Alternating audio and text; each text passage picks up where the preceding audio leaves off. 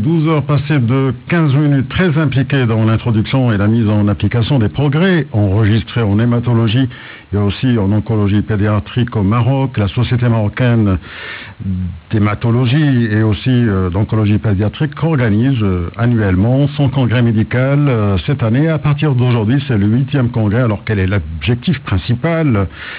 Quels sont justement les débats? Qu'est-ce qui sera au centre des débats? Est-ce que c'est une rencontre d'experts? Et puis cette année, quels seront les thèmes qui seront choisis justement, avec entre autres la prise en charge de certains types de cancers et aussi des thèmes qui seront déclinés tout au long du congrès. Pour en parler, j'ai le plaisir d'avoir en direct et en ligne la présidente justement de la Société marocaine d'hématologie et d'oncologie pédiatrique, professeur Leila Hsisen. Bonjour. Allô?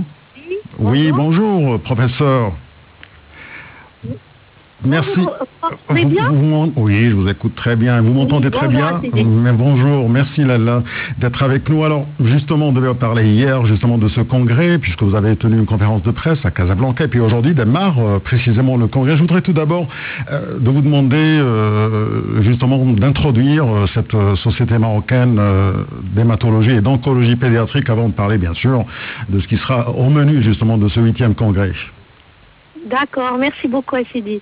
Alors, la Société marocaine d'hémato-oncologie pédiatrique a été créée en 1996 justement pour accompagner le développement de l'hématologie et l'oncologie pédiatrique au Maroc. Cette spécialité a démarré les années 80 et elle a connu des avancées importantes au fur et à mesure des années, et il fallait absolument un groupe de scientifiques pour pouvoir apporter un plus côté formation et recherche à l'oncologie pédiatrique au Maroc. Et donc, c'est notre objectif principal, c'est la recherche et la formation en oncologie pédiatrique. Et c'est dans ce contexte-là que s'inscrit notre 8e congrès. Alors justement, vous venez de le dire, l'événement majeur justement de formation continue, les congrès de la Société marocaine d'hématologie et d'oncologie pédiatrique sont une occasion, en effet, pour consolider davantage cette notoriété de l'hématologie et de l'oncologie pédiatrique. Je voudrais d'abord vous demander qu'il y a plusieurs hommages qui vont être rendus avant de parler du menu, des hommages à notamment Madame le professeur Fouzia Msfra Alaoui. Alors déjà, ce congrès, il va s'inscrire sous le haut patronage de son Altesse Royale, la princesse Lalla Slma, qui a bien voulu cette année encore nous donner sa confiance. Et nous allons en profiter pour rendre hommage à une grande dame de l'oncologie pédiatrique, qui est la fondatrice de notre société et qui a été la première à développer, une des premières à développer l'oncologie pédiatrique au Maroc, et qui est actuellement la présidente de l'association de parents et amis d'enfants atteints de cancer, l'association L'Avenir. Et donc on voulait absolument lui rendre un grand hommage à cette occasion-là.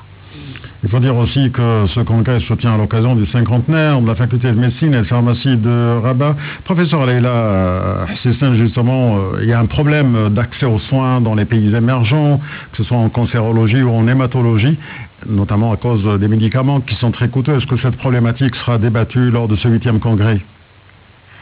Bien sûr, comme vous venez de le dire, c'est une spécificité d'un pays comme le nôtre, le Maroc. Il faut savoir que le cancer de l'enfant est une maladie curable.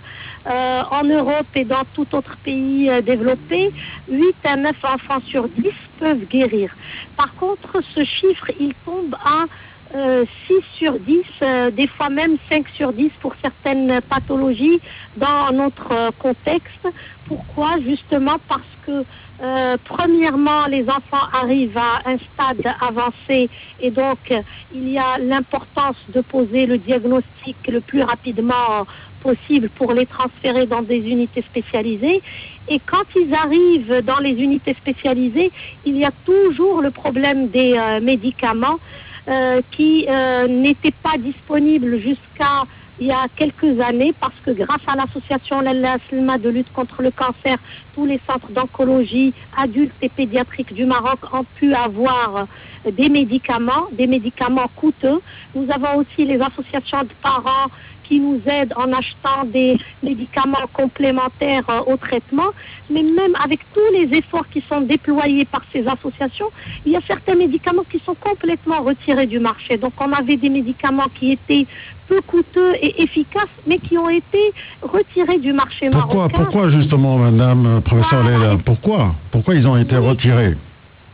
Alors, chaque fois, chaque laboratoire, à chaque occasion, sort une explication différente, mais le fait c'est que ce n'est pas rentable et il va falloir absolument parler de ce sujet, en discuter et essayer de trouver une solution parce qu'on a absolument besoin de ces médicaments peu coûteux, mais efficaces.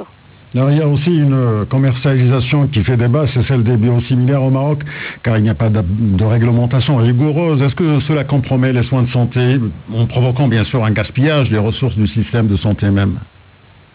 Voilà, alors ça c'est aussi un thème d'actualité parce que, bon, déjà il y a ces médicaments peu coûteux qui devraient nécessairement et obligatoirement être disponibles dans les pays en voie de développement, mais aussi on a besoin de médicaments peu chers, c'est les médicaments génériques et les médicaments biosimilaires. Surtout que les médicaments issus de la biosynthèse, c'est des médicaments qui sont très très chers. Et donc, ce n'est que bénéfice pour notre système de santé que d'avoir ces biosimilaires.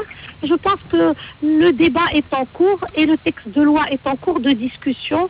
Et dès que ça va protéger le malade, qu'il y ait des textes de loi disponibles pour pouvoir commercialiser ces biosimilaires de façon sans aucun risque pour les patients. Est-ce qu'il y a justement des spécificités spéciales concernant justement les soins palliatifs en oncologie pédiatrique? Est-ce que cette thématique sera également abordée? Ah oui, les soins palliatifs, c'est un thème principal. Pourquoi? Parce qu'il faut savoir que, comme j'ai dit, 8 enfants sur 10 vont guérir avec les meilleures conditions disponibles. Mais il y aura toujours les 20%, ces 2 enfants, et même 40% dans notre contexte, et qui vont être dans une souffrance extrême, eux et leur famille, parce qu'on va leur dire qu'on ne peut rien faire pour eux. Mais c'est pas qu'on ne peut rien faire pour eux, on peut toujours faire quelque chose. C'est ce qu'on appelle les soins palliatifs. C'est ce qu'on peut faire quand on ne peut plus guérir un enfant. Ça comprend la prise en charge de l'enfant pour le soulager et la prise en charge de sa famille. Et ce domaine-là doit être impérativement structuré pour qu'on puisse être efficace et leur offrir les meilleurs des soins possibles. Et la spécificité de l'enfant, c'est que le nombre n'est pas important par rapport à l'adulte, et donc on a quelques cas par année. Il y en a quand même, mais qui vont être dispatchés tout autour du Maroc, ce qui implique l'importance de l'existence d'un réseau de soins autour de ces enfants-là, et c'est pour ça que nous allons débattre ce thème au cours du congrès, surtout que le plan national de lutte contre le cancer prévoit, et c'est en cours de démarrer le plan soins palliatifs, mais il faut absolument qu'on arrive à structurer la partie pédiatrique, et c'est pour ça qu'on a invité des pédiatres de tout autour du Maroc dans l'idée et l'optique de former un réseau avec ces pédiatres-là pour qu'ils puissent suivre l'enfant à proximité. Ce sera également l'occasion d'échanger des expériences. Il faut aussi l'implication de tout le corps médical, du médecin, du professeur jusqu'aux infirmiers, et également traiter cette relation parents-soignants avec un recul concernant l'éthique et la qualité, justement. Professeur Leila Sissène. Voilà, alors on ne conçoit pas d'oncologie pédiatrique sans ces infirmiers. Ils sont la cheville ouvrière. C'est vital pour l'oncologie pédiatrique, ces infirmiers. Et donc, ils vont avoir une session pour eux. Bien sûr, ils prendront part à tout le congrès, mais il y a une session spécifique pour les infirmiers avec un atelier pour les abords veineux qui sont souvent difficiles chez l'enfant. Mais aussi, on a tenu à ce qu'ils débattent de thèmes très particuliers qui sont la relation parent-soignant, l'importance de la qualité dans les soins et l'importance de l'éthique dans les soins, parce qu'on a besoin d'infirmiers qualifiés et on a besoin de les avoir avec nous dans toutes nos activités.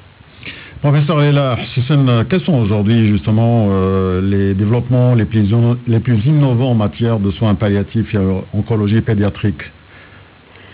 Alors, les développements les plus innovants en soins palliatifs ont trait surtout à l'organisation. Il faut absolument arriver à trouver l'organisation qui est adaptée à chaque contexte socio-culturel et c'est ce que nous cherchons à trouver pour le Maroc. Mais concernant l'oncologie pédiatrique, je pense que les avancées ont été extraordinaires grâce à de la chimiothérapie standard. En utilisant la chimiothérapie dans les règles, on peut guérir 7 à 8 sur 10 des malades et encore plus si on peut accéder aux techniques de greffe, l'autogreffe de moelle, l'allogreffe. Alors là, il y a beaucoup de pathologies qui ne sont pas guéries par de la chimiothérapie standard et qu'on peut rattraper grâce à ces techniques. Et nous, l'autogreffe, heureusement, est bien avancée comme technique au Maroc et on espère bientôt aussi accéder à l'allogreffe, ce qui pourrait faire gagner beaucoup aux malades et à l'État, puisque à l'étranger, ça peut coûter jusqu'à 3-4 millions de dirhams pour un seul malade. Est-ce qu'il faut aujourd'hui, professeur Leila Sissène, c'est une nécessité, justement, une réglementation marocaine qui devrait être une priorité pour protéger le citoyen de ces différentes copies illégales de bioséminaires dont la source et la qualité sont toujours mises en question? Oui, bien sûr, mais tout ça a nécessité juste une prise de conscience. Et seulement, vous pensez que seule la prise de conscience est importante? Il ne faudrait pas justement une loi Non, il faudrait prendre conscience pour mettre les lois, parce que si on ne se rend pas compte du problème, on ne cherchera même pas à mettre en place des lois. Mais là, on a pris conscience de l'importance du problème et donc les lois, elles sont, ça y est, c'est lancé, les lois sont en cours. On a déjà un texte qui est sorti pour l'éthique, on va commencer à faire signer des consentements pour les parents et ça, c'est déjà très très important et c'est bientôt pour les médicaments biosimilaires et pour les génériques. Alors justement, il faut une grande vigilance à ce niveau. Est-ce que une des alternatives ne serait pas justement une commercialisation des biosimilaires qui seraient enregistrés dans des pays de référence en Europe, aux États-Unis? Ah, vous savez, je ne suis pas vraiment la spécialiste des biosimilaires et justement c'est pour ça qu'on a un symposium sur les biosimilaires. Donc je ne saurais pas vous répondre. Chaque population a un peu ses spécificités et ça doit être pour chaque médicament, il faut voir quels sont les résultats qui ont été obtenus à l'étranger et est-ce qu'il faudrait un comité pour étudier ce type de dossier pour voir est-ce que c'est applicable ou pas, est-ce qu'il n'y a pas des spécificités locales dont il faut tenir compte, mais je pense que ça doit être au cas par cas. L'essentiel, c'est que ça ne doit pas être lancé sur le marché sans aucun contrôle. Voilà, c'est le plus important. Je vous remercie infiniment, professeur Leila Sissène. Je rappelle que vous êtes présidente de la Société marocaine d'hématologie et d'oncologie pédiatrique qui organise son 8e congrès à partir d'aujourd'hui. L'objectif principal, c'est bien sûr proposer aux participants les avancées techniques diagnostiques et thérapeutiques les plus récentes dans ces deux disciplines médicales. Merci professeur, merci d'avoir été avec nous. Au revoir. Merci à vous, Assidi. Merci Leila, au revoir.